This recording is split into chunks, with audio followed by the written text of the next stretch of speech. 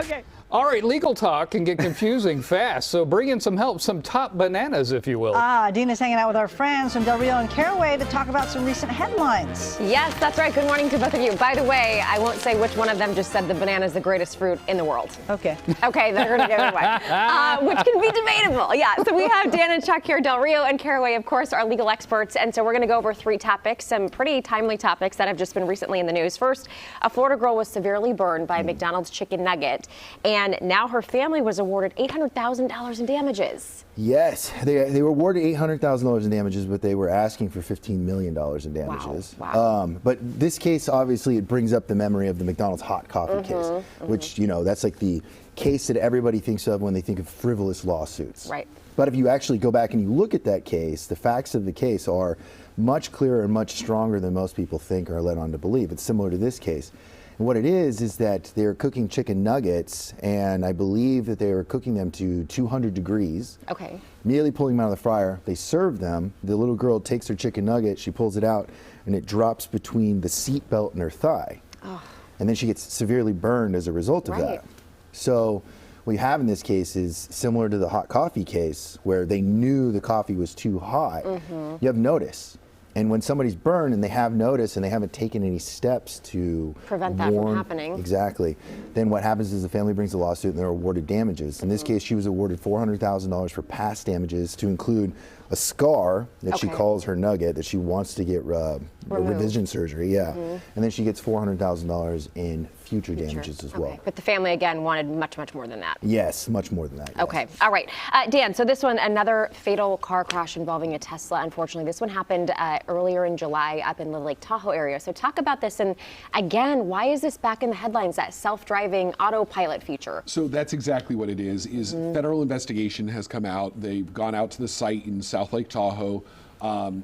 What this is starting to seem like, and again, we don't know the results of it yet, but the federal investigators are starting to show up to these crash sites where full self-driving was engaged, because there is concern that maybe the self-driving didn't do what it was supposed to do. Right. In this case, you have a head-on collision with a Subaru, 2 fatalities, and supposedly the full self-driving was engaged. So that's what they're investigating, is no matter how you look at these devices, they are there to assist drivers. Yes, Tesla warns you that you're supposed to go ahead and be ready at any moment to take control. But the idea is that they're supposed to have certain tolerances. They're supposed to have certain conditions and things that they look for. Traffic coming to a stop, lights, conditions, and like that. We're starting to be concerned that they're not doing what it is that basically people are relying upon them for. Yeah, and I can imagine these lawsuits get a little tricky, knowing whether it's the driver's fault, the vehicle's fault, the other driver's fault, so there's just a lot of layers. 100%. Okay, and then finally, Chuck, so we actually reported on this not too long ago, but a mailman was attacked by a dog in North Highlands, and this was really scary for the mail person, of course, and for the dog involved, you have to think, well, it's not the dog's fault necessarily that this person was on their property. But you have a lot to unravel. Yeah, it's really unfortunate in this case, because you have a 73-year-old postal worker who's doing their job, and they go up to the house and then a dog attacks them. And what's unfortunate here is exactly what you said. We domesticated animals to protect the property. But at the same time, this postal worker has to be able to do their job. So with dogs in particular, and in this case it's a pit bull, which has a known propensity for violence, it's what's called strict liability. And that is, it's basically you're liable if your dog attacks somebody. The person who owns the dog. Yes, they don't have to know or reasonably know their dog's going to do this. It's kind of, you have a dog that attacks a person, you're pretty much going to be liable in that scenario. The other one option that a little bit different area of law that this postal worker could do is that because they were on the job, they can not only have the negligence claim, but they also have workers' compensation benefits that they can go after in that case. And just to wrap it up, you both were saying a lot of the cases you see are actually these folks that work in service industries getting attacked, unfortunately, by dogs on properties. It's because they're going onto the property and the dog's kind of doing what it's supposed to do, and it's really unfortunate situation.